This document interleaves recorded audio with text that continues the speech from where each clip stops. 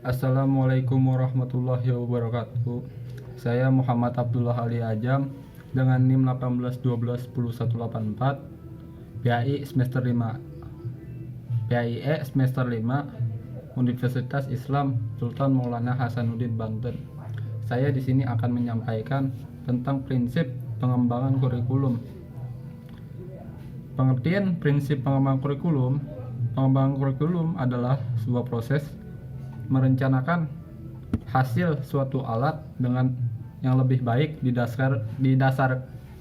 didasarkan pada hasil penilaian terhadap kurikulum yang telah berlaku sehingga dapat memberikan kondisi belajar mengajar yang baik. Di sini prinsip-prinsip pengembangan kurikulum itu ada prinsip umum, prinsip pengembangan kurikulum yang umum, ada prinsip khusus. Prinsip umum ada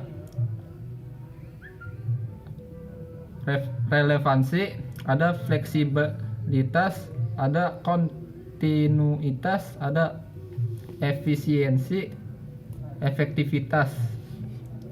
Yang relevansi, dan hal ini dapat dibedakan. Relevansi keluar yang berarti bahwa tujuan, isi, dan proses belajar harus relevan dengan tuntutan, kebutuhan, dan perkembangan masyarakat.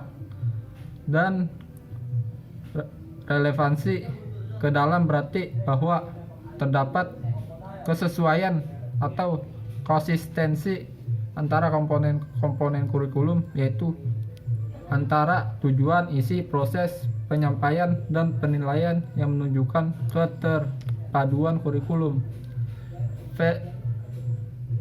Fleksibilitas kurikulum harus dapat mempersiapkan anak untuk kehidupan sekarang dan yang akan datang. Di sini dan di tempat lain bagi anak yang memiliki latar belakang dan kemampuan yang berbeda. Hal ini berarti bahwa kurikulum harus berisi hal-hal yang solid, tetapi dalam melaksanakannya memungkinkan terjadinya penyesuaian berdasarkan kondisi daerah, waktu, maupun kemampuan dan latar belakang anak. Kontinuitas terkait dengan perkembangan dan proses belajar anak berlangsung secara berkesinambungan, maka pengalaman belajar yang disediakan kurikulum juga hendak berkesinambungan antara satu tingkat kelas dan kelas lainnya. Yang efisien, kurikulum harus praktis, mudah dilaksanakan, menggunakan alat sederhana, dan biaya murah. Efektivitas berkenan dengan keberhasilan pelaksanaan kurikulum baik secara kuantitas maupun kualitas. Prinsip khusus pengembangan kurikulum. Prinsip berkenan dengan tujuan pendidikan. Prinsip berkenan dengan pemilihan isi pendidikan. Prinsip berkenan dengan pemilihan proses belajar mengajar. Prinsip berkenan dengan pemilihan media dan alat pengajaran. Prinsip berkenan dengan pemilihan kegiatan penilaian. Prinsip berkenan dengan tujuan pendidikan. Tujuan pendidikan merupakan pusat dan arah semua kegiatan pendidikan, sehingga perumusan komponen pendidikan harus selalu mengacu pada tujuan pendidikan yang telah ditetapkan. Tujuan ini bersifat umum atau jangka panjang, jangka menengah, jangka pendek. Perumusan tujuan pendidikan bersumber pada ketentuan dan kebijakan pemerintah. Prinsip berkenan dengan pemilihan isi pendidikan. Dalam perencanaan kurikulum perlu mempertimbangkan beberapa hal, yaitu perlunya penjabaran tujuan pendidikan ke dalam bentuk perubahan hasil belajar yang khusus dan sederhana. Isi bahan pelajaran harus meliputi segi pengetahuan, sikap, keterampilan, dan unit-unit kurikulum harus disusun dengan urutan yang logis dan sistematis. Prinsip berkenan dengan pemilihan proses belajar mengajar.